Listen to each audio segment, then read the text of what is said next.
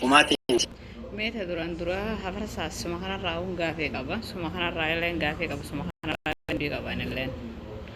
Assalaamu alaikum warahmatullahi wabarakatuh. Daawwattoota hordoftoota keenya. Gaafa obboleettii isaa qabachuu dadhabee karaa gaariirra jirta waan bareeddurra jirta itti fufe obboleettii isaa gumaa ilmoo formaatee hunda naa kafalachuu ture sun eessa jira inni kunsa. Hayyee abdilleen obboleettii dhiise jee haajawaadii irratti rakkoo gaggeessu. Obboleettiin isaa keemiyaan jallattuun tun maal nagoote jechuuf formaata irratti miidhaa akka sun gaggeessuu turte. Jawaadii irratti miidhaa akka sun gaggeessuu turte. Kanaafuu isintu dura eegale taphee osoo xumuradhaa haa. Tapha isintu dura eegale.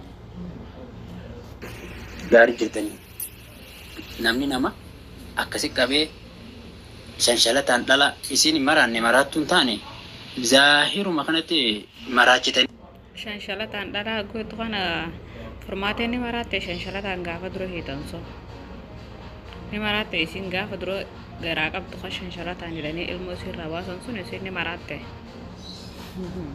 Mataa irraa jiraa harkaa fi miilaa hadiidatti hidhanii balaataa san keessa ciibsitanii akkasi gubbatti caffaruun san bashannanaa jecha maali diina qabdanii diina keessan qabdu immoo maali inumaa itti Diina isaaniiti diina qabane. Isin diina isaaniiti gaafa akkasitti akka agarta sun jawaadee godhuu turte sun isin diina isaaniiti. Ani akka fayyatti natti tolee jira akka formaatiin goote kun natti tolee jira hedduu dasna jira. waan ajaa'ibaati. Ellaanuu namni nama miidhe bifa saniin adabama isin biratti. Yoo bashannanaa jechaa irra caffaraa. Hayyee isinleen jaarsa si miite haa caffartu. Atoo maal si goote jaala? Wahuma isin si goote bicha naa himi. Moo sababa isin gartee jaartii ta'e taateef jecha akkasitti irra caffartati. Miidhaan isin irraa himattu rakkinni. Isaas akkasuma dhamaasoo turte caalaas akkasuma dhamaasteeti olii fi gadi hin deemuu turte caalaas akkasuma dhamaaste. Gaafa obboleettii ta'e qabachuu dadhabdanii beekte dubbiin ta'e toltu miidiyaa kana gubbaa salaa deemtee seera wayya. Gartee kimiyaa irraa himattu guyyoo tokko tana namiite jii maddume. Ani nagarre miidhaa takka ta'e isin gartee sirra gaggeessite nagarre taati sirra gaggeessaa jirtu malee.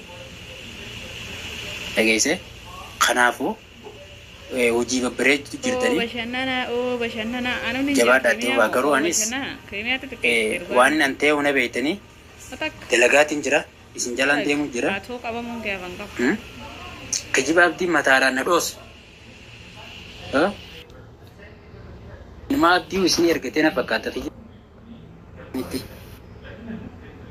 In manufacturing, warehousing, and logistics.